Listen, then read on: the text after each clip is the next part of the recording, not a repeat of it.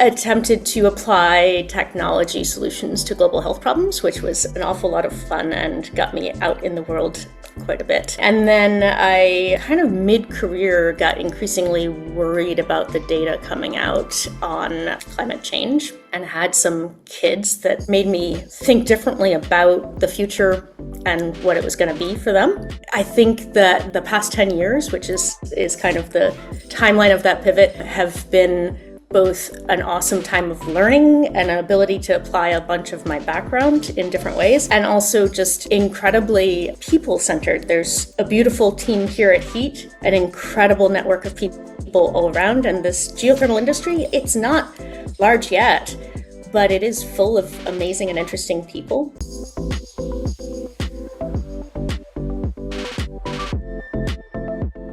Welcome to Geothermal Unleashed, where we will explore the cutting edge of geothermal energy. I'm Elizabeth Cambre from the Valorec New Energies team, and I'm here to help educate and document geothermal's rise in the global energy transition. Today, I'm delighted to welcome my guest, Zeyneb Magavi, the Executive Director at HEET, and she is joining us all the way from Boston. So welcome, Zeyneb, and I want to get things kicked off by asking you to start by sharing about your background, your career, your education, and then I'm always keen to learn how people came to work in the geothermal industry. Absolutely, Elizabeth. So, I don't know, there's a million ways to tell it, of course, but basically, really briefly, I started out in physics, in underwater acoustics, and then decided I wanted to spend a little more time directly impacting people in a positive way, and moved into applying technology to global health problems. It was a wonderful experience and got to see a lot of the world. And then about mid-career with young children, I really got worried about the data I was seeing around climate change and seeing the world through their eyes in the future. I got increasingly worried about what that future looks like and felt more urgent than global health, causing many of the problems in global health anyway. And I pivoted to sustainability and energy, which actually kind of brought me back to physics. So there you go. And geothermal was accidental in the best kind of way. My first intersection was actually attempting to do my own house, and then getting introduced to the idea and starting to wonder, well, the pond across the street, and what about the water line in front of my house? Could I just coil a copper pipe around that and heat my house and cool it? And the answer I kept discovering was yes. And I thought, well, why aren't more people talking about this? This is interesting.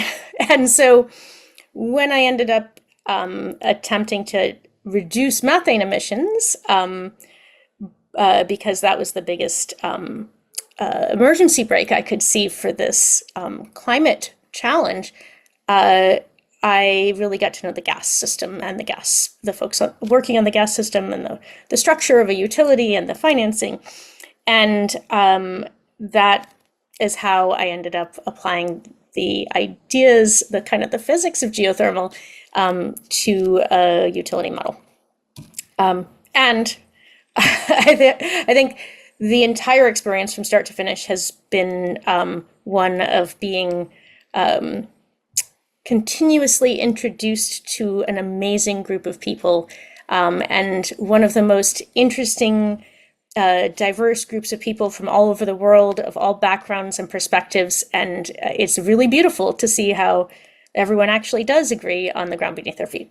So I love that, and I second that. I have had such a wonderful experience getting to meet everyone in the geothermal space. Everyone has got very interesting backgrounds, and people are fueled by passion for this, and it's fun to get on that bandwagon, right, of just being really passionate about bringing geothermal to the forefront. Okay, so HEET describes itself as a thermal energy hub for the public good. Can you unpack what that means and how it shapes your mission? absolutely. And we've tried a number of taglines. I'll tell you what this one has in it. First of all, there's that for the public good.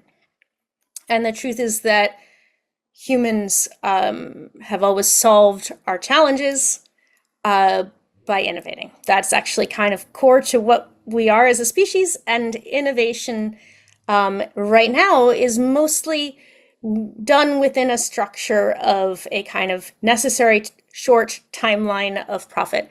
And that doesn't necessarily allow all the ideas to move forward, and not necessarily the ideas that can actually solve some of our bigger problems over a longer time frame.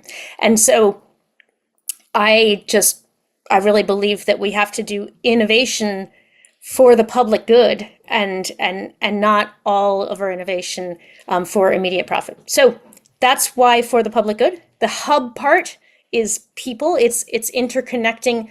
Anything that you're going to try to scale means you're going to have to build a network of people. Nothing actually gets done without people. You can have the best technology in the world, the best tools, and you still need a hand to wield it. And so networks of people, networks of actors in the system, these are kind of indicated by that hub, that there are many actions. And then the last part of it, thermal energy. It's just what we think the big thing is, that is our biggest opportunity in front of us in the solution space for our energy system and our future. And so thermal energy hub for the public good kind of wraps all of that into one brief sentence. I hope that answers it. Totally. Okay, so we're going to move to more technical discussion, but you've been pioneering at HEET the concept of ambient thermal energy. What exactly is ambient or low-grade heat, and why is it a powerful yet overlooked resource? Yes, of course, the ambient temperature thermal energy was here long before us. We'd have to call it the pioneer. However, what I am trying to do is really get us to pay attention to it and lift up the opportunity it presents. I think that ambient thermal energy is the largest energy opportunity in this century in front of us that no one is paying any attention to. In fact, if you think for a moment about like a country's energy report, go to an IEA publication or something, and you're often going to see different forms of energy in bar charts. And for the clean renewable energies, you're going to see wind, you're going to see solar. If it's a really detailed chart, you might see some tidal. We can debate the nuclear. What you don't see is a bar that says thermal. And yet, every heat pump that's deployed, every air source heat pump that's deployed is using more thermal energy, capturing and moving more thermal energy than it is electricity. But we call it electrification and we ignore the thermal. But we can't ignore the thermal. It matters. And where we get it from and how we move it is actually what's so exciting. And just to emphasize this opportunity, when you pay attention to it, when you think about it, here's an example. So climate change is increasing the temperature of our oceans, our bedrock, and our air year by year. So we took NOAA data at HEET from 1950 on and looked in the Boston Harbor at the thermal gradient to see how much the temperature changed due to climate change. Because we know that it's warming. We know because everyone is upset that the lobsters are moving north to Maine. So it turns out it's 3.4 degrees Celsius change. And then we say, okay, how much energy is that? How much energy is that extra heat in the harbor? And it turns out, very roughly, this is all a little back of the envelope, but that's about 25,000 homes in the Boston area heating for a year. So then, well, how often does that harbor energy turn over with the larger ocean, which is also warmer than it used to be? And it turns out it's every 7 days. So suddenly we're sitting here realizing that without anything other than restoring Boston Harbor to its pre-climate change temperature, we could heat over 1 million homes annually. And that's the power of paying attention to ambient thermal energy. Okay, so there's another term that I want you to go into, and that is the anthrothermal heat. Can you explain what that is and how it fits into the broader climate and energy conversation? Absolutely. And in fact, that example I just gave is perfect because that extra thermal energy that wasn't there before, but is there because of human activity, thanks to climate change in this case, that is what I call anthrothermal, anthropogenic thermal energy. And if you look at the bedrock beneath your feet, it's a small amount of the energy there, but you would regulate it differently. So, say the harbor, or the bedrock, or a river, the amount that is anthrothermal, we'd want regulation that actually encouraged total drawdown, right? That's restoration. It's just win-win all around. And then when you get to that temperature it should be, then you want regulation that says, hey, yep, put it back the way you found it. So maybe on an annual basis, maybe there's some questions about boundaries and time in terms of how we use thermal energy around us. So I think it's really interesting to think about when you name these things, you begin to be able to move forward with regulating and allocating their usage and understanding, all of that thermal energy in our environment around us. It's not owned. It really is a commons. So we've attempted to define it as a thermal commons, and tapping it gives you an obligation to serve the public with that infrastructure. So there's so much more to say, but it is just fundamentally an exciting opportunity. And of course, all of that thermal energy in our bedrock, water, and soil beneath our feet is geothermal. Very creative, very smart. I love it. That's exciting. That's exciting. Okay, so my next question is that thermal energy networks, they're often described as Lego blocks of a clean energy future. So what makes them so foundational and what infrastructure is needed to scale them? Yeah. Well, now that I've told you all about the thermal opportunity, we have to start asking how are we going to tap that? And we have all these different technologies for thermal exchange, right? Boreholes and heat exchangers, and we can put sewer waste heat recovery. We can put loops and plates in lakes and seas, and really to optimize the use of thermal energy, ambient thermal energy, we do need to move it around and deliver it to homes and businesses where they need it. And so when we move to look at how historically people have moved thermal energy around, there's a lot of district energy in the world. It goes back far into time. The Romans had district energy. And, the kind of classical nomenclature is first generation. You've got kind of a coal plant in the middle, pumping steam out in a big loop, delivering it to homes or buildings or businesses or whatever. And then as it's evolved over time, the temperatures come down, the efficiency has gone up, and the most recently installed district energy systems tend to be like a loop with hot water, sometimes a loop with cold water, central plant pumping, and the great leaders among them go geothermal and put in some boreholes as part of that thermal resource that's supplying the system. What the thermal energy network does and why it's a Lego block rather than a district energy system is because of the design specifically. And a lot of people don't realize that kind of critical step change between a hot water loop and an ambient temperature loop, and then another critical step change between a two-pipe system and a one-pipe system. So the thermal energy network, as I define it, is a single pipe ambient temperature loop, which means it can both simultaneously heat and cool. The supply loop to any building can be used by that heat pump or heat pump array to heat or cool that building at any point. potentially both at the same time.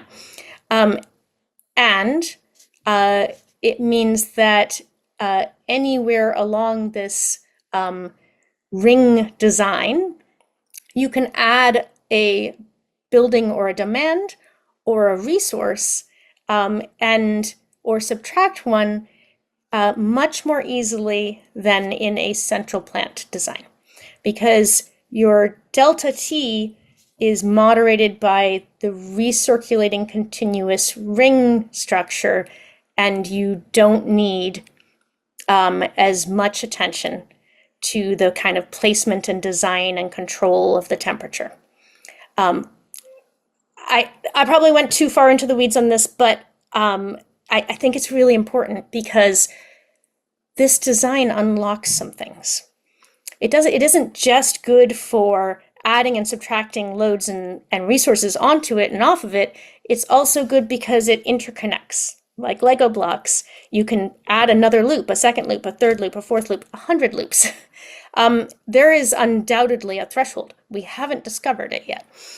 And as you add loops, you add numbers of customers and you add volume of water in the loops, which stabilizes the system and increases the efficiency and reduces the need for thermal resources as you go, which reduces the cost as you scale, which matters, of course. And finally, sorry, I'm going a little in the weeds on this Lego block one, but I think this definitional part matters because there's a lot of variability around what we're talking about when we say thermal networks. And they're all awesome.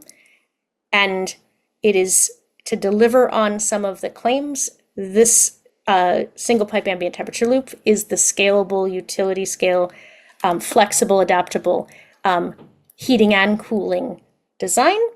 And I think the last item I want to say is that it's new learning, and that is that the loop itself is really also a load moderating structure. Its thermal storage and its continuous flow is really smearing the loads of the buildings together, which changes the demand profile of the loop and therefore the thermal resources you need to build. I'll stop, I promise. Yeah. Okay, so turning to the gas-to-geo strategy. So this is gaining some traction. So why are gas utilities such a good fit for transitioning to geothermal networks? And what benefits does this bring to the communities and to the workers? Yeah, it's very exciting that Gas-to-Geo is gaining traction, and I mean I believe that it is partly because of the collaborative way it was designed, where we had all of the core stakeholders really kind of talking honestly about what their needs were. And so while a geothermal network of the design we just discussed in detail was it meets a whole bunch of the needs of a bunch of stakeholders in terms of, it's affordable, it's clean, it provides heating and cooling, it can evolve over time as the climate changes, it's actually out of sight, so it takes up less space and there's nothing hanging off your buildings. That wasn't a core need, I promise, but people do like it. It's doesn't use a lot of water. In fact, it can reduce water use. It's efficient for the electric grid, so you don't tap the electric grid too much. There's just a whole lot of things that it delivers on its own. But when you put it in the hands of a gas utility, you suddenly have a workforce that knows what they're doing, putting pipes in the street, knows how to manage that customer relationship and billing, knows how to do load management, which is a huge role of a thermal utility, is to manage loads, over time. And you've also really resolved for a community a stability of energy price. So that geothermal energy, its price is not going to change. The electricity price can change to run the pumps, but it's not that much energy to run the pumps. So you really have something that is energy independent, stable, price stable, and enduring for a very long time. It's an energy system you can build for coming generations, which is really exciting. So I hope that answers your question. I love it. Okay, so let's talk about the Framingham project. So, can you give us a backstory on it? How did it come about? And what have you learned from the first loop? And now the second loop is coming on. Can you talk about those? Correct, it's not deployed yet. Um, so what are the future developments with it? We're learning so much, and that is absolutely the point. I really want to say this about pilots and demonstration projects. Even if you go in knowing the technology works, which we know, that's fine, that's good. It's nice and safe that way. There's still so much to learn because everyone doing it is doing it for the first time. And there's all kinds of questions of workforce and training and process. There's also questions of optimization. So we can make it work. How do we make it even more efficient? How do we see how the customers experience it and respond to their needs? How do we learn how to educate on this on geothermal? Not enough people know about geothermal. Thank you for this podcast. And how do we educate more and more people? How do we reach them? What's the best language to use? I mean, I could just keep going with an endless series of questions. What is the threshold beyond which the efficiency gain drops off as you scale? And here's a big one. How do we deal? How do we deal with the building renovations that have been delayed? I'm trying to say this in a nice way. How do we deal with the building needs of the past 100 years? Because that is, I think, one of the challenges we learned in Framingham is if you go into a set of older New England buildings, we can plan out ahead how to install the heat pump and the cost and all of that. But we can't plan out whether, or we can't until we get to the building, whether that building has asbestos, mold, is out of code, has faulty wiring. All of these pieces, the kind of benign neglect of buildings that we are all often guilty of, and particularly in New England with our older building stock, we don't really have a plan for how to actually modernize. And that's a big opportunity, of course, because it cuts your operations cost, it improves health. So modernizing and caring for our building stock is a wonderful thing to do. We haven't quite tackled how to do that yet. So you asked about learning from the first and second loops. So I'll back out of the building part, which is a huge learning. But also, I think we learned how much we need to invest in the workforce and the scaling of geothermal drillers. I think we need to have a lot more education everywhere so that it's not as big a lift to educate everyone. It went so well, that part. The community outreach was amazing in Framingham. The community is amazing. And that community engagement was one of the key learnings, that they were so engaged and participated. And there were so many wonderful events that people have probably described. You know, there was a Girls in Science Day at the school. And I think the other things that there's plenty of technical learnings. The workforce transition for a gas pipe installer to a geopipe installer is near perfect. A couple hours and they can do it on time and on budget. It's beautiful. The addition of a second loop that we were able to design a second loop to do the first expansion of a gas utility geothermal network using this ambient temperature loop design, demonstrating its flexibility and growth, the two Lego blocks. And we're really excited to share that in our modeling, the second loop, the first loop stabilized, the second loop reduced the need for boreholes. And the cost of the second loop went down significantly. It wasn't just that, it was a whole bunch of learnings applied, but the expected cost of the second loop is half the cost of the first loop. And that's a beautiful learning curve that we're very excited about. I'll stop there. There's so much more to share, and we'll be publishing a report, as will Eversource. That's really neat. Okay, so that leads into another question that I have for you. So on the first loop, I'm assuming all of the data collecting is coming from fiber optics. And so you can look at temperatures around the loop. Can you talk a little bit about the monitoring of that loop and what you did monitor, what you Yes. learned? So the Framingham project is probably one of the most instrumented and monitored projects ever, which is exactly what it should be. There are actually three different measurement efforts. There's the one by HEET, which includes those distributed fiber optic sensors. That's entirely a research effort. We have built a research team, thanks to funding from the state, that includes NREL and experts from all over the country, UC Berkeley, local folks here at BU, and has built a model called HeatNets of the technology to allow us to learn, and a database, and also instrumented the boreholes and collected a whole lot of other data.